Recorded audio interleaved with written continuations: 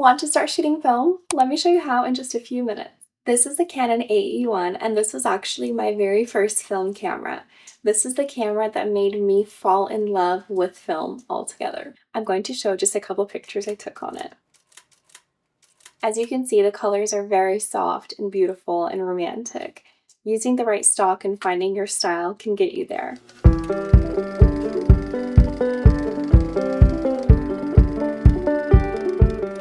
Hi, I'm Diana. I'm a wedding photographer, and this is my very first film camera that just made me fall in love with film photography. It's been a pretty unhealthy obsession ever since I did discover this camera, and I've definitely been spending way too much money on it, but I have to say that film is really worth it. So let me give you a quick tutorial. It is a classic film camera from the 70s, and it is a 35mm. This camera is full manual focus, which means when you're learning it, you're kind of forced to just fully learn everything about the camera and not rely on anything auto. So later on, when you do upgrade to maybe a more higher grade film camera, it'll feel like you already are so ahead of the game. It'll be a lot easier. It runs on a super small battery, and the battery compartment is right here in the front.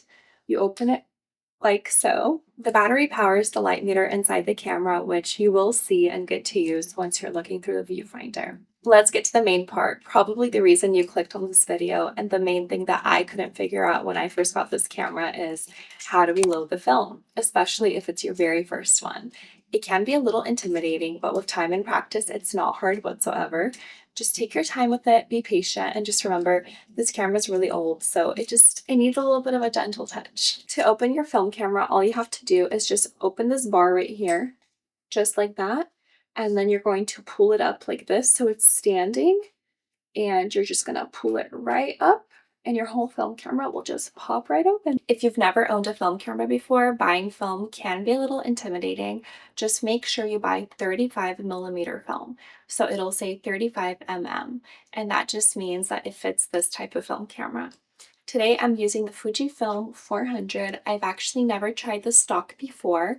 I typically shoot on Portra 400, but I don't have any on me right now, and I want to test this one later on a different project today. You can see that your film has a little ridge in the bottom, and that little ridge is going to go face down. There's a little ridge down here, and you kind of put it at an angle, and it'll come right in. The film that's sticking out is what we are going to use to load the film camera. Once you have your film inside your camera, you're going to push this little part down. This will secure your film inside. You can also hold it down so it doesn't kind of move as you're doing this. So you're going to take the film right here, and you're going to look for a little arrow right over there. There's like a little slit, and your film is going to go right in there. So you're just going to gently pull it. It'll come out, and you're going to fit it in there. Once your film is in that little slit, it's going to look something like this. It's not flat, it's kind of standing. This is the time when we're going to turn our camera on. This lever right here is the on-off. Covering the little red spot will turn your camera on. And if you press it, you'll hear that sound. You're going to take this lever and pull it.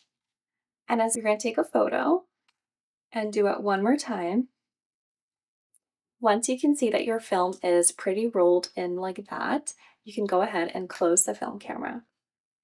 Then you're going to press this fully down if it's up and put this little lever also down. There's a little dial right there that right now says the letter S. You want to take one more photo by pressing this button right here and then reloading the film. Take just one more photo and reload it one more time. Now that it's at 0, you are all good to go. To change your shutter speed, you're going to go to this little circle right over here. Really easy to find, and you're just going to move it as needed and switch your shutter. Next thing is the ISO. I actually think this is one of the harder parts of the camera to work, but let me show you my trick on how I do it. You're going to take this little lever and open it just a little bit like that, and that will give you a little bit of space in order to reach in over there. You can kind of place your fingers right here, and you're going to lift this middle circle, and when it lifts, that's when you can kind of switch it, and in that little glass screen, you'll see the ISO numbers move. and that's how you find the ISO. Next is the aperture. It can be found right over here on this little dial. You can just move it as you needed. How to shoot your camera. You're going to look through the viewfinder just like this, and then pressing this trigger right here, you're just very gently going to press. And you're going to see some lights moving and a little like arrow kind of going up and down. And that's what will help you figure out the exposure for your pictures. I like to keep the arrow right in the middle or just a little bit above, which means it'll be just slightly overexposed, which is my preference. And of course, the most exciting part of shooting film is taking it out in order to send it over to a film lab and being able to see all of your beautiful photos. Let's go ahead and take our film out. You're going to press the button at the bottom of the camera right over here. Very easy, very simple. I already pressed it, so I don't really need to press it again. Once you press it, you just flip it up the other way and open the rewind crank. Once you open it all the way, you'll see the little arrow on it, and you want to follow the direction of the arrow. I am not going to be rewinding my film all the way just because I still want to use the film inside, but for you, you want to rewind it fully until the numbers on the little screen drop down all the way to what they were in the very beginning. You want to get to the little S. I'll just show you one little rewind so you can kind of get an idea. You're just gonna kind of pull it this way and you'll see that it's moving. I can't do any more or else I won't be able to use my film. Once you're done rewinding, you're just going to pick up the rewinding crank halfway like we did before, and you're just going to pull it straight up to open your film camera. My film camera right now does have film inside like this, but yours shouldn't. You want to keep rewinding until the numbers are no longer moving. If I kept rewinding, actually this is such a great way to show you what happens inside the film camera. It just unrolls and it goes right back inside. When you fully rewind, this entire piece, even what we had in the very beginning, will be fully hidden, and that's how you want to ship off your film. I'm going to leave mine just like this so that I can still use the film. I'd love to end off the video by just telling you some personal experiences with this camera, my personal pros and cons, and just what I think about it after shooting it for so many years. First of all, I did travel with it across Europe last year, and I took it with me to multiple countries. I took it across America, and I have to say, to date, I've taken some of my absolute favorite images on it. There's just something about this camera, the softness of it, the way the colors just blend when you look at the photos.